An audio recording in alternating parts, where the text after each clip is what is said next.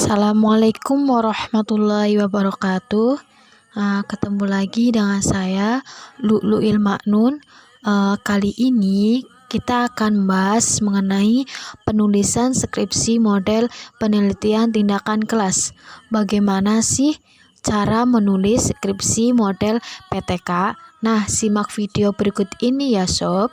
Pertama-tama yang harus kita siapkan adalah judul skripsi.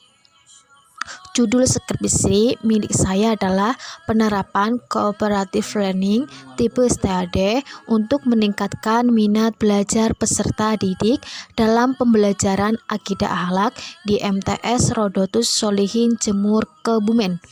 Yang kedua adalah ciri khas PTK. Ciri khas PTK bersifat aksi atau tindakan siklis atau siklus. Ada hal yang perlu diperbaiki atau ditingkatkan. Ada cara, metode, strategi yang dipakai untuk perbaikan atau peningkatan, dan ada langkah P, I, O, R atau planning, acting, observing, reflecting pada tiap siklus. Nah, kemudian yang selanjutnya adalah latar belakang.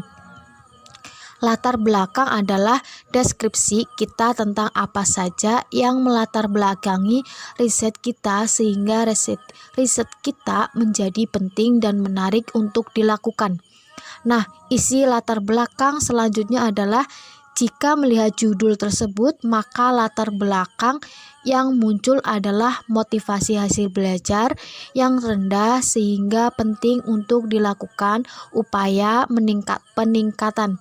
Karena isi riset PTK, maka lakukan observasi awal sehingga kita mendapatkan data real tentang rendahnya motivasi dan hasil belajar pada materi tersebut. Kemudian, sampaikan data awal observasi kita di sini. Kemudian, awalilah latar belakang dengan kalimat yang menarik perhatian.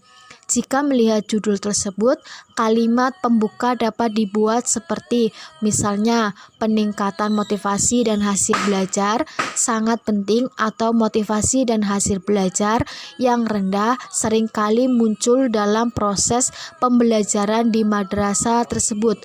Kemudian, lengkapilah argumen kita di latar belakang ini dengan data faktual yang kita miliki dari berita media atau koran terpercaya.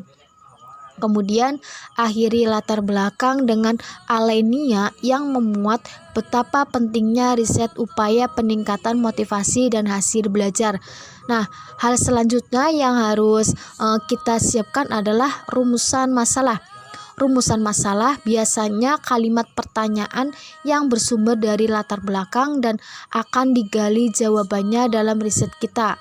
Karena ini riset PTK, maka pertanyaannya khas model PTK dengan menyertakan kata siklus. Misalnya, bagaimana siklus peningkatan motivasi dan hasil belajar pada materi akidah dalam memahami sifat mustahil bagi Rasul dan Allah kelas 8 di MTS Rodotus Sholihin Jemur Kebumen, dan dapat ditambah dengan apa saja kendala yang terjadi dan solusi yang diambil.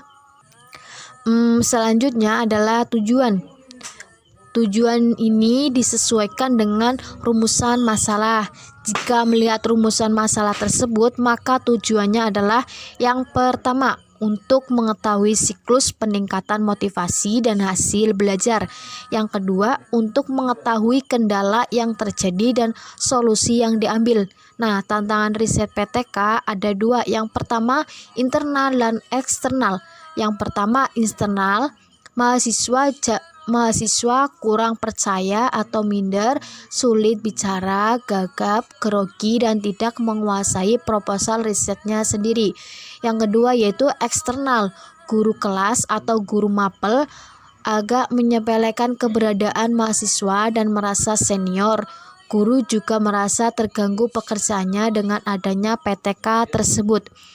Kemudian, apa sih solusi yang bisa diambil? Yang pertama, mendapatkan bimbingan dosen atau kampus. Yang kedua, membangun komunikasi dengan baik dan intensif dengan kepala madrasah atau sekolah. Yang ketiga, membangun komunikasi baik yang intensif dengan guru. Yang keempat, menguasai proposal riset sendiri. Dan yang kelima, berjiwa pembelajar yang rendah hati dan pantang menyerah sebagaimana watak guru yang baik. Nah, itulah apa saja yang harus kita siapkan untuk menulis skripsi model PTK. Semoga video dari awal sampai akhir ini bermanfaat ya teman-teman. Sekian dari saya. Akhirul kalam. Wassalamualaikum warahmatullahi wabarakatuh.